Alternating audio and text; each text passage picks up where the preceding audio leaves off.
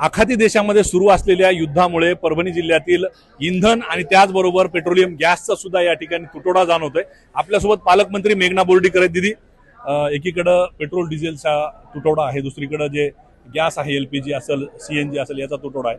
काय वाटतं एकूणच कशा प्रकारे हे किती दिवस राहील आणि या संदर्भामध्ये प्रशासन म्हणून काय केलं जाणार? हे बघा, हे जे काय युद्ध चालू आहे त्यामुळे हा तुटवडा आहे, पण तरी देखील आपल्या भारतामध्ये खास करून पंतप्रधान आदरणीय नरेंद्रजी मोदी यांच्या नियोजनामुळे आणि आपल्या इंटरनॅशनल पॉलिसीजमुळे आज आपल्याकडे एवढा तुटवडा नाही।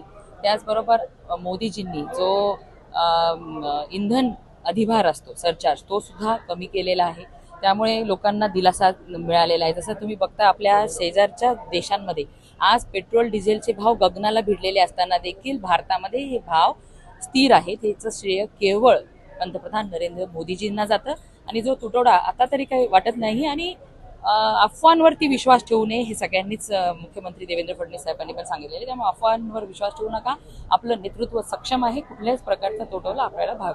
जिल्ह्यातली एकूण काय परिस्थिती तुम्ही आढावा घेतला का? एकूण आपण बघितलं तर गॅस पंप बंद आहेत, सिलेंडरचा सुद्धा तुटवडा आहे। ठीक आहे, व्यावसायिक सिलेंडर मिळत नसल्यामुळे हॉटेल व्यवसाय आपल्या चुलीवर वगैरे इकडे गेलेले आहेत। एकूण काय आढावा घेतला का? हे बघा, आढावा घेतलेला आहे आणि ज्या पद्धतीने पंतप्रधान मोदीजींनी आपल्याला सांगितलेलं आहे त्याच्या पद्धतीने काही आपल्याला ही परिस्थितीची भान ठेवत की एखाद्या वेळेस एक्स्ट्रीम कंडिशन आल्यानंतर आपण तयार असलं पाहिजे, तशा पद्धतीने पावलं उचलल्या जाते। प्रशासनावर लक्ष ठेवून आहात, उद्याच्याला काही परिस्थिती निर्माण हो, निश्चितच प्रशासनावर लक्ष ठेवून आहे। तर मुबलक साठा मिळेल, इतर देशांप्रमाणे इथं परिस्थिती राहणार नाही असं मेघना बोर्डीकर यांनी स्पष्ट केलं।